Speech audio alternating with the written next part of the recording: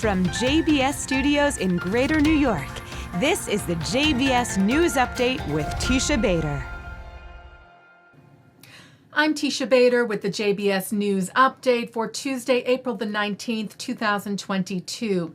In response to the rocket fired from Gaza last night at southern Israel, the IDF tweeted it targeted a Hamas weapons manufacturing site in Gaza overnight last night, saying the terrorist organization Hamas is responsible for all terror activity emanating from the Gaza Strip. The rocket launched at southern Israel was intercepted by the Iron Dome. It was the first rocket fired at Israel in almost 4 months. It follows violent Palestinian riots at the Temple Mount both Friday and Sunday, which forced Israel police to enter the area to disperse the crowds and remove stockpiled makeshift weapons. That action was condemned by a number of Israel's neighbors, most gravely by Jordan, whose Prime Minister Bisher Kawazne praised the rioters and encouraged more violence, telling a session of parliament in Jordan, "I salute every Palestinian and all the employees of the Jordanian Islamic Waqf who control the area, hurling their stones in a volley of clay at the Zionist sympathizers defiling the Al-Aqsa Mosque." Well, in a video message last night, Israeli Prime Minister Naftali Bennett responded and said, "I view with utmost severity the remarks accusing Israel of the violence directed against us. And there are those who are encouraging rock throwing and the use of violence against the citizens of the State of Israel." He said, "This is unacceptable. The State of Israel will continue to provide for and safeguard the dignity of all of us to enable everyone to celebrate in Jerusalem. And most of all, our forces will continue to provide security for the citizens of the State of Israel."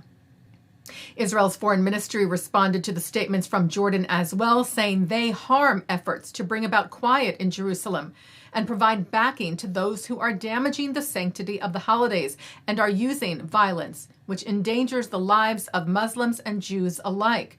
The State of Israel is committed to and is acting indefatigably to guarantee freedom of religion and worship for Jews, Muslims, and Christians in Jerusalem, stressing that the Israel police's actions, including last Friday, are what has allowed prayers to take place for tens of thousands of Muslim believers.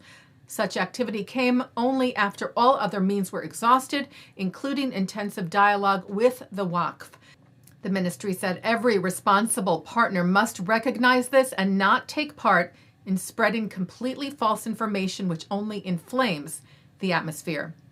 U.S. Secretary of State Antony Blinken spoke with the Jordanian Foreign Minister Ayman Safadi yesterday about the situation. The State Department wrote that they discussed the importance of Israelis and Palestinians working to end the cycle of violence by refraining from actions and rhetoric that further escalate tensions.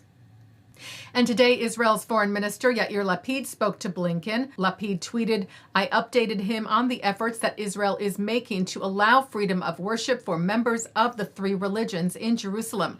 I emphasize the considered and responsible Israeli effort in the face of riots by hundreds of Muslim extremists on the Temple Mount and the information and false information gaps which are disseminated by extremists who incite fire and violence instead of bringing calm." The issue was also discussed today at the UN Security Council.